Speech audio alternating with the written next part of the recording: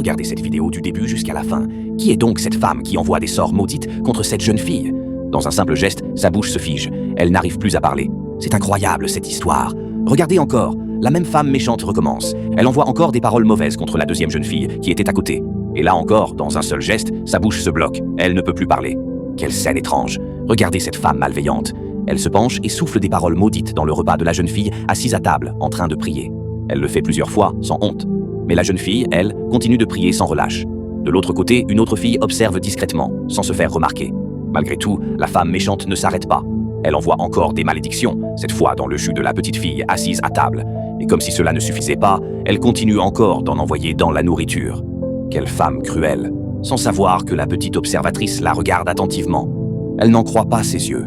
Une fois la méchante femme terminée, elle jette des regards à gauche et à droite pour s'assurer que personne ne l'a vue. Mais la petite fille reste bien cachée, sans se faire remarquer. Quand la femme se retourne, la petite se cache rapidement. Mais cela ne suffit pas. La femme reprend encore ses gestes diaboliques, encore et encore. Chaque fois, elle regarde autour d'elle pour vérifier qu'elle est seule. Mais cette fois, la petite fille comprend que la situation devient grave. Alors, elle décide de sortir de sa cachette. Elle s'avance courageusement et se place devant la femme. Puis, d'une voix forte, elle lui ordonne « Arrête-toi immédiatement. Qu'es-tu en train de faire à ma grande sœur? Je t'ai vue. » La jeune femme répond troublée « De quoi parles-tu » La petite fille insiste « Ne fais pas semblant. Je t'ai vu de mes propres yeux. Dis la vérité. » La femme essaie de se justifier. « Je suis juste venue voir comment elle mangeait, c'est tout. » Mais la petite fille la coupe net. « Tu mens. » Elle lui explique calmement comment elle l'a observé du début à la fin, comment elle a tout vu, sans rien manquer. « Ce n'est pas à moi que tu vas mentir, dit-elle d'une voix ferme. Puis, d'un ton sévère, elle la gronde. « Qu'as-tu mis dans le repas de ma sœur? Dis la vérité. » La femme méchante s'énerve à son tour. « Quel est ton problème? Pourquoi m'accuses-tu » La petite fille crie encore. « Arrête de mentir, dis la vérité. » La dispute éclate entre elles deux. Elles se mettent à crier, l'une contre l'autre, comme si la terre tremblait sous leurs pieds. Quelle tension dans cette scène. La femme, furieuse, pointe la petite du doigt. « Ramasse ton insolence et quitte devant moi, sinon je te frappe. » Mais la petite fille, courageuse, la gifle sans peur. La femme reste bouche bée. Elle lui dit alors « Voilà pourquoi tu refuses de grandir. Tes mensonges sont trop nombreux. » Mais la petite fille réplique calmement « La vérité est difficile à accepter, mais là où il y a la vérité, beaucoup ne veulent pas l'entendre. » Pendant ce temps, la grande sœur, celle qu'on voulait empoisonner, s'approche et tente de calmer la situation. Elle dit à la femme « Tu veux encore m'accuser de quelque chose que je n'ai pas fait ?» Mais la tension monte encore. La petite fille, voyant que la situation dégénère, appelle son père. « Papa, viens voir ce qui se passe ici. » À ce moment-là, la femme méchante lui ordonne brutalement de se taire. Mais la petite fille refuse.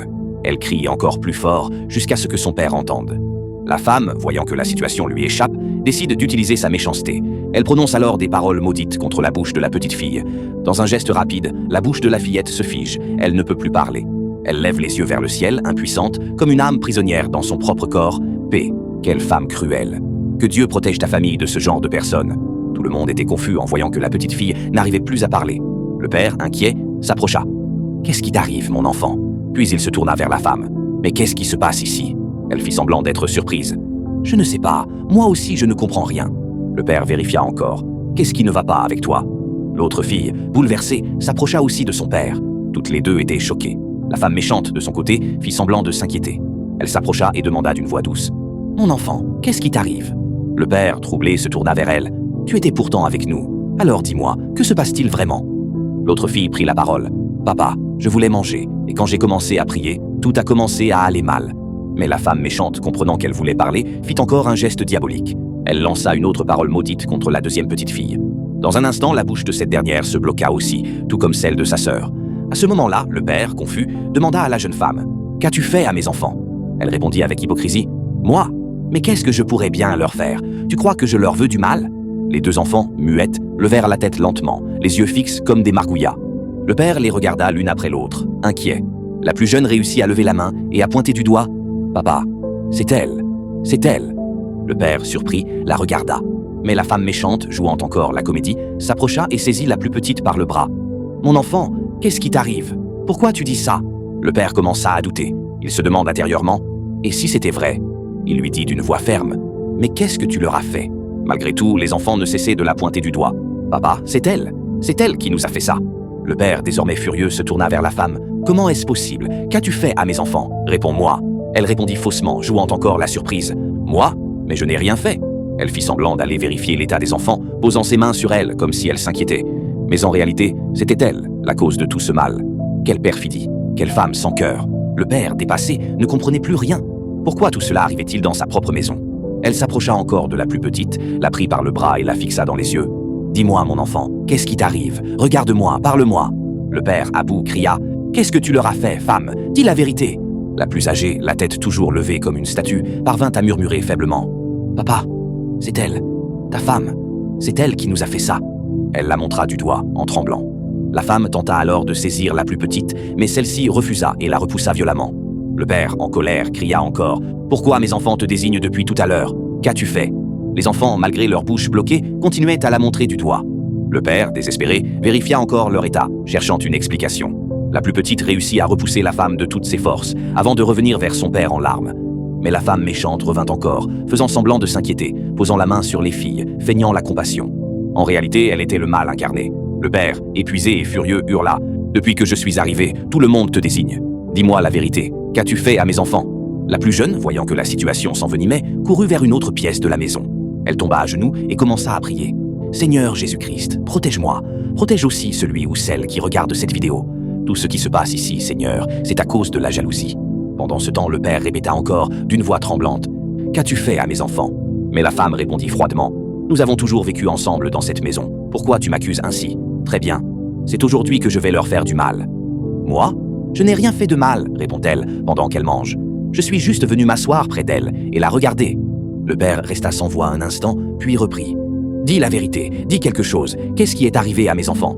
Tu vas voir. » La femme prit la parole. « Je ne leur ai rien fait du tout. Peut-être qu'il y a un problème à l'extérieur. Tes enfants sont vraiment indisciplinés. Tout ce que je leur ai demandé dans cette maison, ils ne l'ont pas fait. Peut-être qu'ils ont provoqué quelque chose dehors. » Malgré tout ce qui se passait, la femme méchante refusa d'avouer la vérité. Elle continua de mentir, encore et encore. Reste jusqu'à la fin. Ici, les vraies choses vont commencer. Si tu n'es pas encore abonné, prends juste 1 minute pour t'abonner.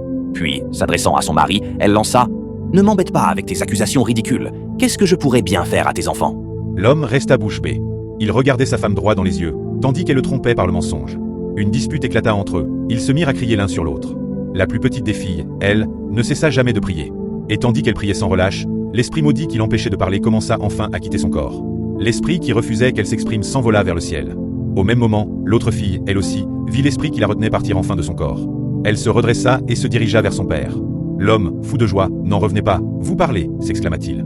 Il prit ses 2 filles dans ses bras. « Je suis si heureux de vous voir. Vous avez retrouvé la parole. » La petite fixa la femme méchante du regard. Elle voulait s'approcher d'elle, mais le père la retint par le bras et la fit venir vers lui. Alors, la petite dit, la voix pleine d'émotion. « Papa, c'est elle qui nous a lancé un sort maudit. » Le père resta bouche bée. La femme méchante, elle, était démasquée. La fillette s'avança et pointa du doigt la femme. Une lumière, comme un éclair, jaillit autour de son bras. Cette lueur semblait désigner la vérité. La femme, prise de panique, tomba sur le canapé en criant d'une voix grave. Elle voulut parler, se défendre, mais la petite leva la main à nouveau. Une nouvelle éclatante de lumière jaillit de sa main, et la femme continua à pousser des cris de terreur. La femme pousse des cris de douleur sur le canapé. Le père reste bouche bée, regardant sa femme comme si elle était en train de prendre feu, incapable de trouver ses mots. Elle glisse au sol. La petite fille s'approche d'elle et lui dit « Arrête immédiatement !» Puis la fillette ajoute, la voix tremblante. « Je voulais empoisonner la nourriture, mais elle m'a vu. » Le père, entendant cela, pousse un cri. La petite reprend son récit. « J'ai envoyé des sorts maudits dans le repas. Tout le monde reste bouche bée et la regarde. Je voulais tuer vos 2 enfants, dit la femme, parce que les 2 me disent sans cesse des choses qui me font honte dans cette maison. Si la fillette la touche, elle se met à crier. La petite est allée embrasser son père pendant que la méchante femme expliquait la raison de ses actes. L'homme, bouleversé, lui dit « Parle. Qu'est-ce que je t'ai fait? Quelle est la raison de tout ça ?» Elle répond à son mari. « Je viens de réaliser que je suis une épouse sans enfant. Les gens parlent et disent que je n'ai pas d'enfant. » L'homme lui dit « Je m'en fous de ce que les gens disent. » Elle reprend, pleine d'amertume. « Ce qui m'énerve, c'est que tes 2 enfants me manquent de respect. Parce que je ne suis pas leur vraie mère, ils m'insultent. À cause de ça, j'en ai trop souffert. » Puis, d'un ton menaçant, elle avoue. « C'est pour cela que je suis allé voir un marabout pour faire des gris-gris, pour qu'on éloigne tes enfants. » Elle se met à crier de plus en plus fort.